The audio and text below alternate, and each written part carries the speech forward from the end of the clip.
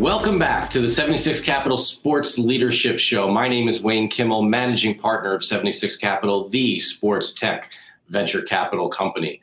On this show, I interview top sports entrepreneurs, athletes, and executives who are shaping and many times changing the sports industry.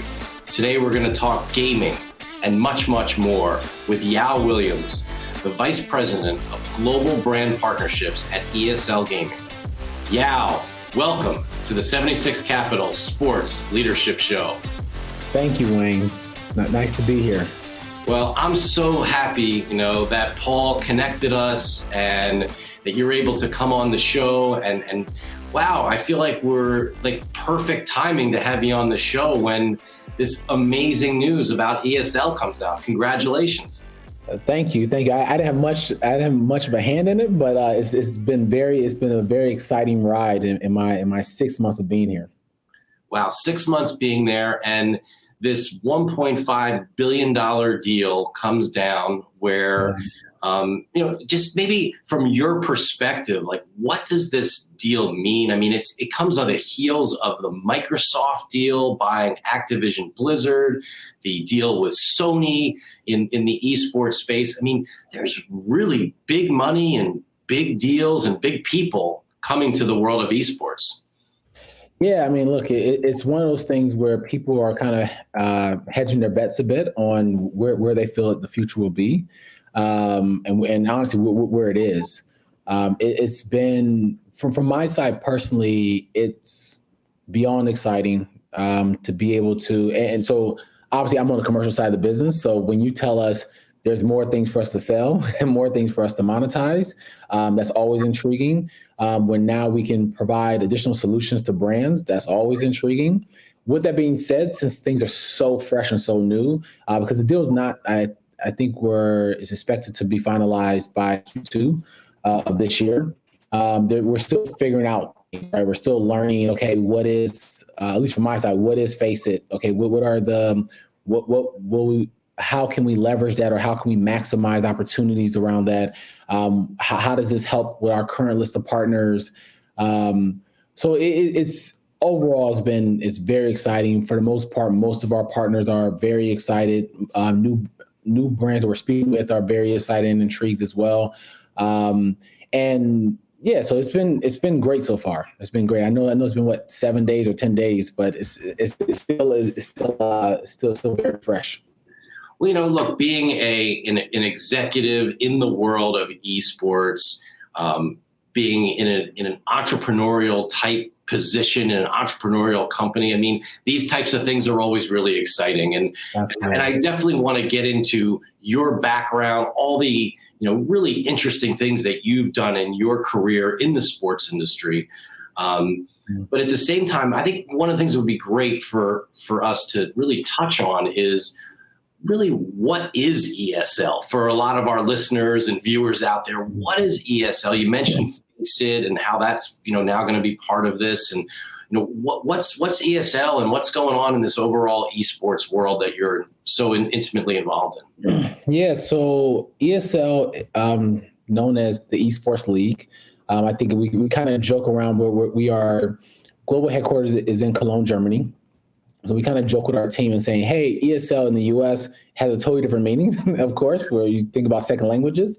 But it's the Esports League. So it's literally where the top teams around the world are playing some of the biggest games.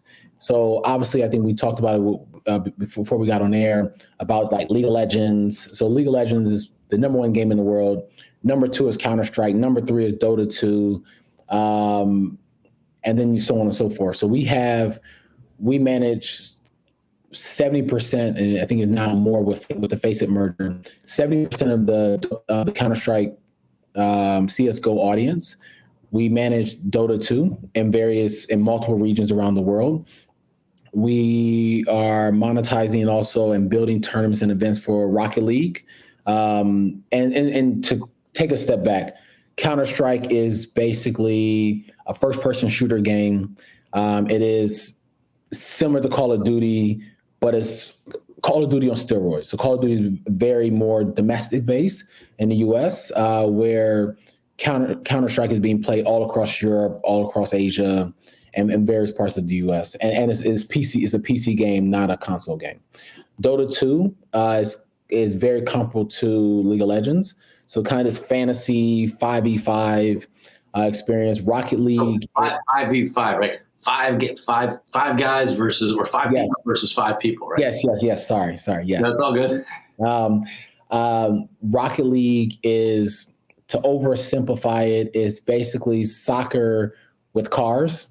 And then we have a few other games as well. We have StarCraft, we have Hearthstone, and all these games have very different personalities, very different ecosystems, very different audiences. And for those that game or don't game, it's equivalent to, even though it's esports, you think of just sports, right? And even though you're a diehard sports fan, you may watch basketball, but you may not watch baseball. So it's the same thing with esports. Somebody may be a diehard Counter-Strike guy or girl and can care less about Dota 2. As a totally different demographic, totally different audience, totally different metrics. So when we're speaking to brands, we're literally pitching a portfolio of games, and based on those objectives, audience, regions, markets, et cetera, then we either say, okay, this portfolio may not be the best fit, but these three games are. So that's what ESL is. So just a little deeper on this, right? I'm sorry, and I failed to mention, they'll kill me. We also have a festival side of our business as well, which is DreamHack.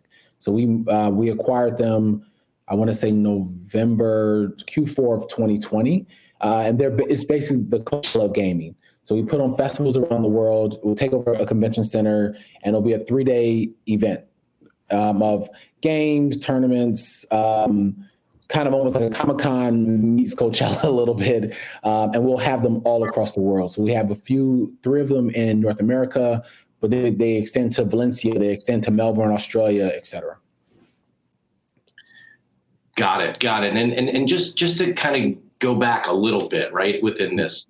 So when you say we at ESL, you have these games, yes, and you have these titles, what does that mean? Does it mean that that players, is this for amateur players, for professionals? Is it both? Is it how does this all work? Great question. So even further, the initial step for us is we go to the publisher and we say, hey, we love this game. We think there's potential. You're publishing it, but we can help you build an ecosystem around it. What does that ecosystem look like? We can put on tournaments around the world, online and offline. We will make sure we have the top teams there playing. We make sure that we have, we will increase the prize pool. So maybe there wasn't a prize pool before. Now there's a prize pool of $250,000 or $500,000 or $1 million. We will make sure it's broadcasted. So we have a partnership with Twitch. And then we monetize that ecosystem, right? So going to your question regarding the teams and the levels, we have basically a few different levels, like a play, challenger, then pro, basically. And those levels essentially it expands from me and you being casual gamers and playing. And you can link to your Xbox or link to your PS5 or link to your PC to, hey, I'm a professional player and I make hundreds of thousands or millions of dollars. So we have basically a pipeline where you can start from being the casual gamer and go up the ranks, or you may already been great and you go straight to the pros. And obviously, depending on the game, you will have a team. So that's the FaZe Clans of the world. That's the Evil Geniuses of the world. Or you can be just individuals for games such as like Hearthstone. That's really helpful. I really appreciate that. And in your role, at ESL as the, you're the vice president of global brand partnerships. What specifically are you looking to do? What do you try to do on a day-to-day basis there? Yeah, so we're connecting with brands around the world, and understanding their goals, understanding their objectives, and hopefully providing a solution through esports. And that will look like, that can be as simple as with DHL as an example, and saying, okay, you're trying to skew younger, you're trying to find authentic ways to integrate or to be considered cool, because I mean, to be honest, logistics is not the most exciting thing in the world, right? But how do you articulate that how do you share what you do to a younger audience, right? So we basically have them in our events. We've integrated them where now when you do like wellness drops, so wellness drops are, let's just say you have a character and they're not doing that well, and now they need a little bit of boost of energy. You have a DHL kind of buggy dropping off wellness. You have at tournaments, you now have, fast forward, then you have the full fan, all the fans basically chanting DHL, DHL, DHL. So to oversimplify for the people that are not big into esports, we're selling partnerships and selling sponsorships the same way you would do for the 76ers, or same way you would do for the Brooklyn Nets or the New York Yankees. But with us being at this intersection of sports, tech, and media, we're able to integrate that within a game. Well, yeah, you've had a really incredible career so far in the world of sports. Thank you. You're welcome, and I really mean that in the sense that you've had the opportunity to work with a number of different teams and leagues and brand partnership groups. I mean, it's really just interesting to see all the things that you've done so far. So maybe you could share with us, your journey. How did you get into this world of working in sports? Yeah. So first off, thank you. I was a political science major. I attended Miami University in Oxford, Ohio. Go Red Hawks, love and honor. And then from there, went to Cleveland State University for my master's. And at the time, my intentions was to do sports entertainment law. And then I realized, like, do I want to go to law school? Do I want to do this? Not sure. And started in ticket sales with the Cleveland Indians while I was getting my master's, and started inside sales and started to do relatively well.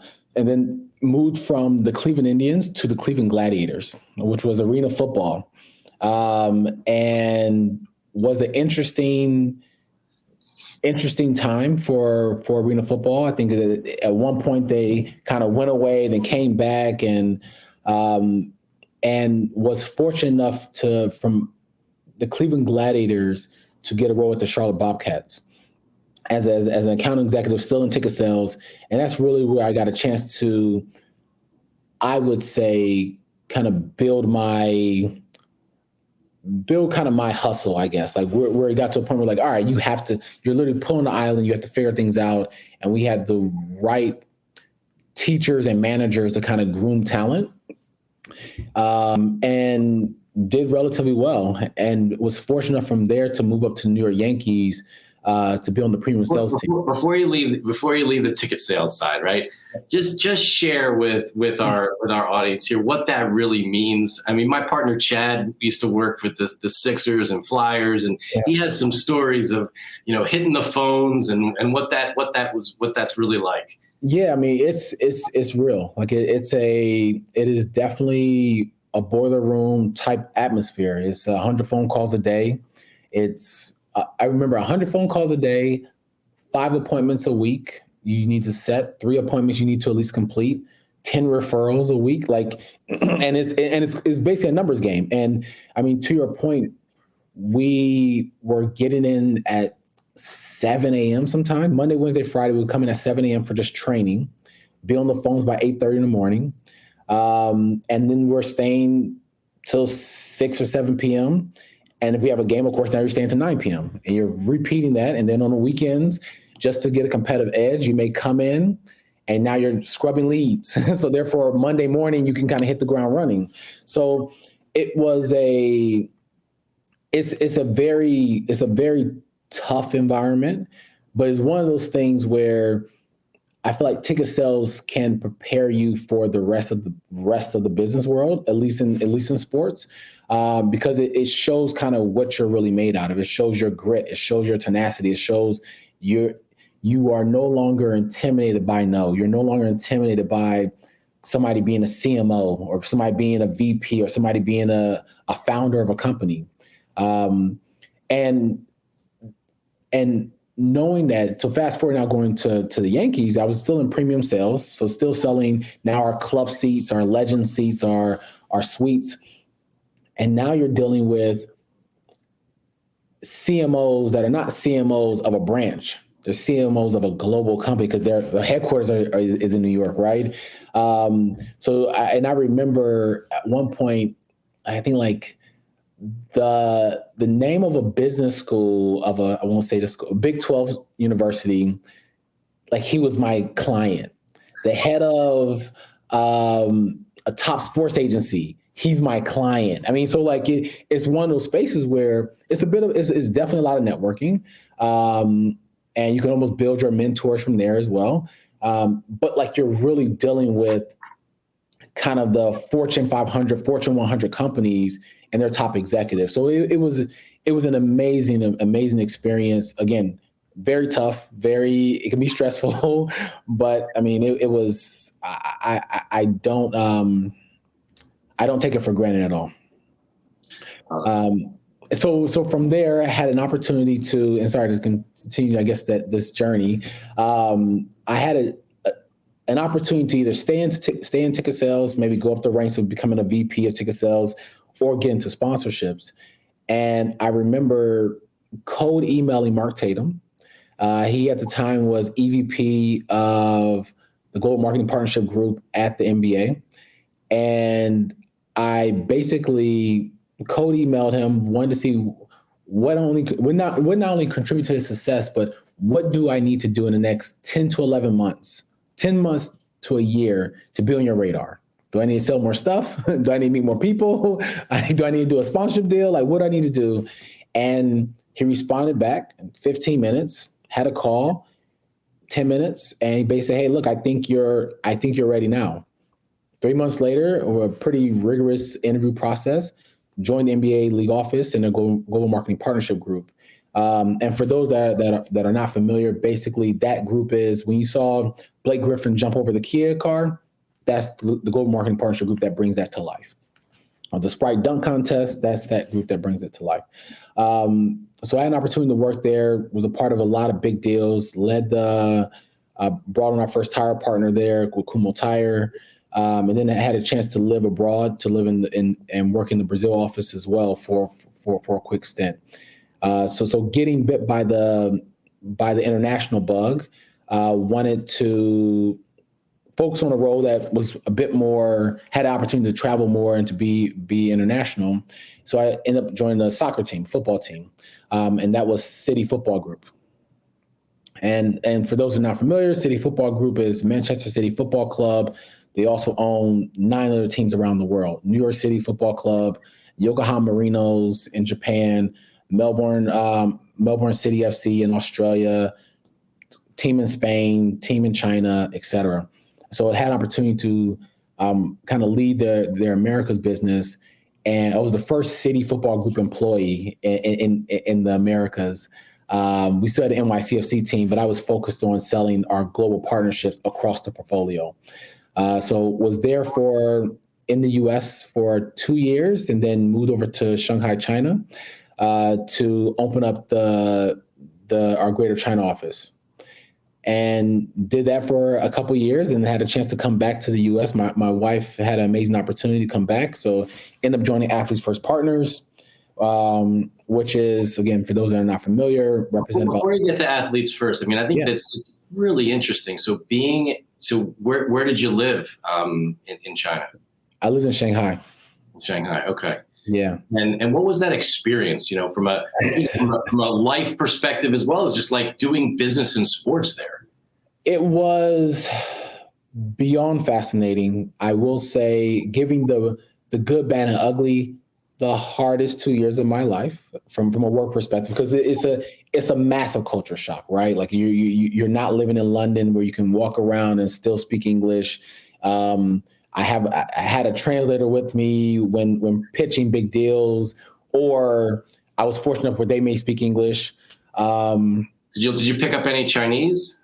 I picked up Mandarin. Or Mandarin? Initially, I was learning, and but it's all gone now. I couldn't tell you anything. I could probably tell you to drive faster, drive slower, stop here. Like I can tell you the basics to get home, turn left, turn right.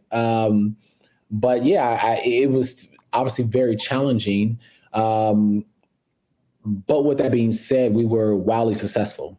We built a business. When I started, it was me and the managing director. Fast forward, we had probably a staff of maybe 6 people. Built out the brand, brought on 7 new partners, did 8 figures worth of business in the span of 2 years. And this is without having a network, without knowing anybody, without having any relationships. So a lot of that was kind of building it from the ground up. So that was it from a business side. From a personal side, it's obviously an adjustment because it's a different language, different foods. I'll give one quick story on food. For the last year and a half of me being there, I was there for 2 years. I turned vegetarian, and mainly was because of the kind of client entertaining culture, which is you have your meeting, you then have lunch or dinner. The brand or the host, it's their honor, so they order all the food. Where again in the U.S., somebody may order appetizers, then you pick whatever you want for your main meal. They will order 8 courses of food, and I've never eaten pork, so I would tell my counterpart, like, hey, tell them I don't eat pork. I'm like, okay, no problem. And pork is a staple in China. I mean, you will see it on vegetables, see it pretty much everywhere. And every once in a while, there will be no pork.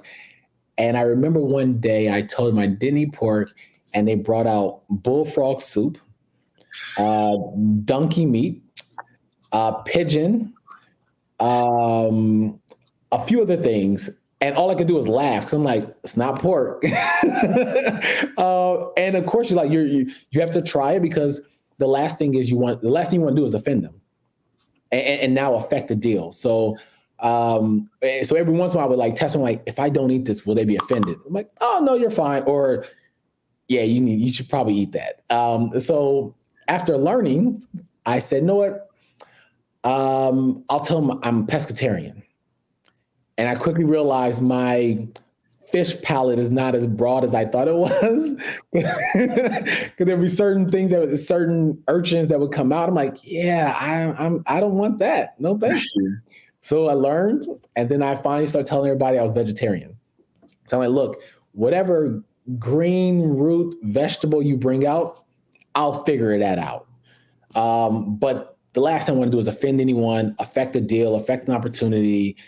So became vegetarian. Now I'm pescatarian now, but yeah. And again, that's kind of a thing of like, you have to almost you have to adapt, right? You have to be very flexible and figure things out. So it was a great experience. I brought my wife out there, and she was working at NYU Shanghai. So it amazing experience. Got a chance to get a lot of stamps on our passport as well, and see Asia, see Bali, and see all those cool places. But yeah, amazing experience. That's amazing. It's amazing all the things that you've done so far, and it's really inspiring, I think, for so many people within the sports world to see how you're able to span so many different sports, span the globe in working in sports. And I think it's truly inspirational. I also noticed that you're involved at Georgetown as well. I am. I'm an adjunct professor there. I teach 2 courses. One is a social responsibility course, like globalization of sports from a social perspective. And then I teach one that is my bread and butter, sports sponsorship, revenue, ticket sales, media, the whole gambit, and kind of teaching our students kind of how to, first of all, understanding the business from a revenue perspective, but also how to drive revenue, what does the deal process actually look like and mean, how to negotiate. And we have various case studies throughout that to kind of support those thoughts and strategies and tactics. But yeah, I've been there for, I want to say since 2017. So, and that's been amazing as well. So why do you do that? What's sort of the reasoning, sort of deep kind of inside, why you do the stuff at Georgetown? Yeah, I mean, the first one is formally or informally, I have a good chunk of like mentees, and I am very vested into their future and helping them navigate the space. I was fortunate enough to have one mentor initially when I started the sports industry, and a lot of it was less about, hey, this is how you do your job, but just like the do's and don'ts. Because unfortunately, I mean, and it's part sports and it's part just business in general. Sometimes people may not tell you what you're doing wrong. They'll just say like, "Oh, he's doing that wrong," and it may now affect your promotion or affect, hey, a bonus or whatever. But somebody not probably pulling you aside and saying, "Hey, yeah, you can't do that," or "Hey, I know you want to wear that, but you probably." I mean, so I was very fortunate to have that person. I remember I'm still a type A individual, and I remember there were certain moments I would get frustrated. I'm going to email this person, like, I wouldn't email that, or send it to me first. Let me read it. Take 24 hours, and I was just very grateful. So fast forward, I've kind of done that for a lot of people and helping guide them throughout their career. Heck, what jobs to take, what jobs they should probably think twice about, or what roles that can affect your career trajectory. And sometimes, hey, if money's important, hey, you probably should, or hey, if you can eat a couple more peanut butter and jelly sandwiches for a couple more years, this one I think is the better move because it's going to put you to this other level. So I think being an adjunct was just a natural progression. And I mean, to be fair, and they know this, so I'm not saying anything that would hurt myself, but I'm less of the, hey, on page 45, it says blah, blah, blah. It's more about, hey, guiding and grooming you, because when you're at this stage of getting your master's in any industry or any space, you're doing it for a few reasons. It's, hey, I've been at this level and hopefully with this degree, I'll now go to this level, or hey, I want to change in my career. So it's really cool to see the spectrum of the 23-year-old that just graduated from college that's now getting his master's, and the 35-year-old that's like, hey, I think I want something different. So it's very rewarding. And from a personal side, I think I'm pretty confident in my ability to do my job. And I remember it was a point where I knew how good I was. My circle knew how good I was, but I wasn't sure if the industry knew. And I'm like, well, let me look into different roles if there's an opportunity. And I was very fortunate Georgetown tapped me for this, that it kind of felt almost like, all right, I'm starting to become this subject matter expert that I wanted to be and aspired to be. And I felt like it almost kind of helped with that helped with my trajectory in that message. Yeah, that's amazing. I mean, were there certain mentors in your life that have really helped you and that you speak to, or that have really kind of helped you with your career? Yeah, I mean, Mark Tatum is definitely a mentor of mine. He is, and oddly enough, we rarely talk about work. I'm just thoroughly impressed on the type of man he is and the type of father he is, type of husband he is. So a lot of that is just, how do you manage this? Like, hey, you travel more than me. How are you making sure the wife is okay? Like, how are you making sure you're still there for your kids and he gives me very blunt, straightforward advice that I'm forever grateful for. And then there's other people like Carlos Fleming at Endeavor.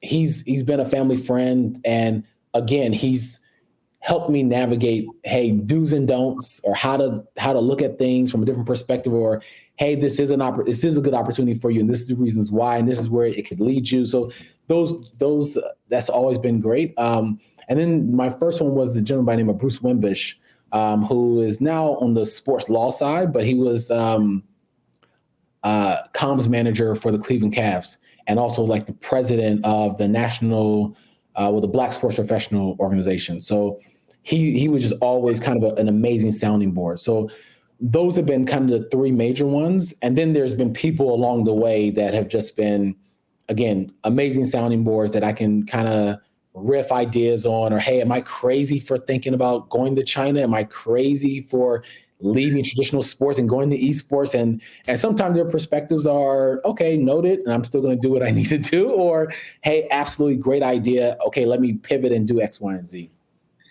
So let's get to that. I mean, traditional sports, you're on this amazing path, working at some of the highest levels across teams and leagues, and working with players at Think 450, and just all the things that you're doing, and then esports.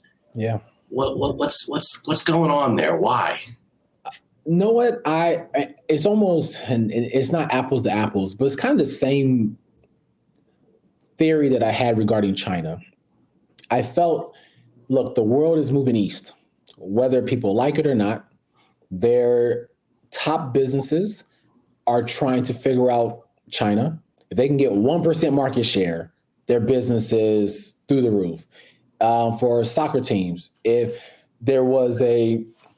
it's basically a land grab for fans. So that's why you have Bayern Munich there. You have Man City there. You have Man United there. You have Barcelona. Like, everybody's moving there because, hey, if we can grab a larger fan base, and this region has shown the propensity to enjoy soccer, heck, there's a massive opportunity for us to grow our brand, right?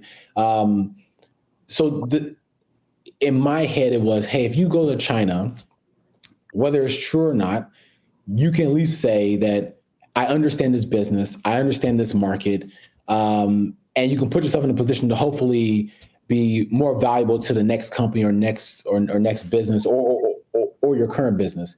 And the same rules apply for esports. I'm a strong believer that people, the younger generation, it's hard for them to watch 60 minutes of an NFL game. It's hard for them to stay tuned for 48 minutes of a basketball game. And in fairness, those respective sports know that, hence why they're cutting their content differently, right? They're making shorter highlights, and they're doing certain stuff for you to still grasp who won, who are the top scorers, who played well, if you didn't watch the full 48 minutes, or you didn't watch the full 9 innings.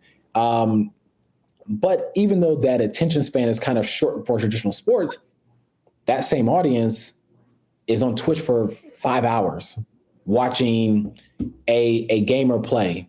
They're competing, and this is no longer the age of that. I guess that stereotype or that vision of people say, oh, well, when I think of esports, I think of the kid in his mom in his grandmother's basement playing games for 8 hours. And it's like they're fit. They're focused on their mental health. They're focused on becoming better at their craft, and they're making a full career out of it. And so, for me, it was if I can put myself in a position to understand this business, to understand, I think I can become very valuable to the brands that, in my opinion, this is where you should be focused on. Look, if you're trying to find a new consumer, going to some of the traditional sports may not be that avenue. This could be this could be a better route that can now fast forward in 5 years. This younger generation is now only buying your product because you were invested into the game that were near and dear to their heart. Well, I really appreciate all the time that you've taken and to join us as a guest on our 76 Capital Sports Leadership Show. And before we wrap up, I have one last thing I wanted to ask you. And it's one of the things that I really am curious about, and one of the things that I try to ask all of our guests about, like, what is the next thing that's happening across the sports world? I mean, you're in such an interesting place. We started the show off talking about the big, your big deal at ESL, the big deal with Microsoft and Activision Blizzard, the big deal with Sony, and these are massive deals with some of the biggest names in technology and entertainment coming to the world of sports in a big way. What's next?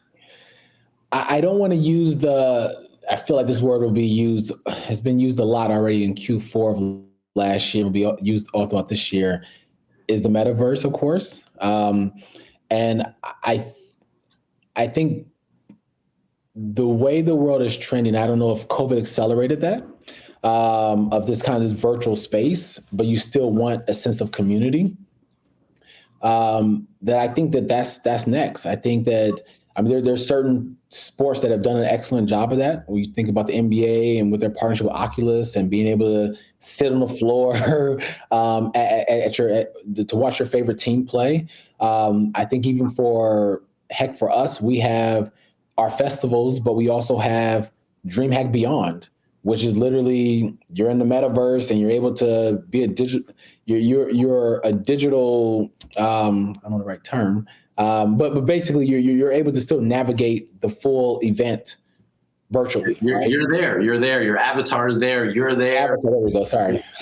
It's unbelievable what's going to be possible and all that. Absolutely. So I think that is what's next. I want to say, and biasly speaking, I feel that esports is now, but I feel like esports has so much to grow, so much to go, so much to do. Because I feel like there's certain markets where are still untapped. I mean, the next thing from an esports perspective is mobile gaming. I mean, you think about it, just doing basic math, there's more people with cell phones than consoles and PCs, right? And that then taps into the Indias of the world, China of the world, Africa of the world. It now allows you to tap into a totally different segment market. And that's something that we're hyper focused on. We have a full mobile gaming business. Can't announce it yet, but there's going to be a presenter of that mobile business, which will hopefully come in the next few weeks. So yeah, that to me is definitely what's next from an esports perspective. Well, that's amazing. It's exciting, and it's really. I'm excited that we were able to have this conversation and that you're right in the middle of it all. And I hope that there will be ways that we can work together in the future. So thank you so much for joining. Thank you for having me. Absolutely. Everyone, keep an eye out, on Yao Williams, the Vice President of Global Brand Partnerships at ESL Gaming. Big things coming in the world of esports, big things coming out of, I can't wait to hear about this partnership. It's really exciting stuff. Again, thank you so much for joining us on our 76 Capital Sports Leadership Show, and hope everyone has a great day and goes out there and you just got to go make it happen. And this is, my God, we had someone on the show that's done that all over the world, across the world of sports, a real inspiration to all of us. Thanks so much, Yao. Thank you. Have a great day, everybody.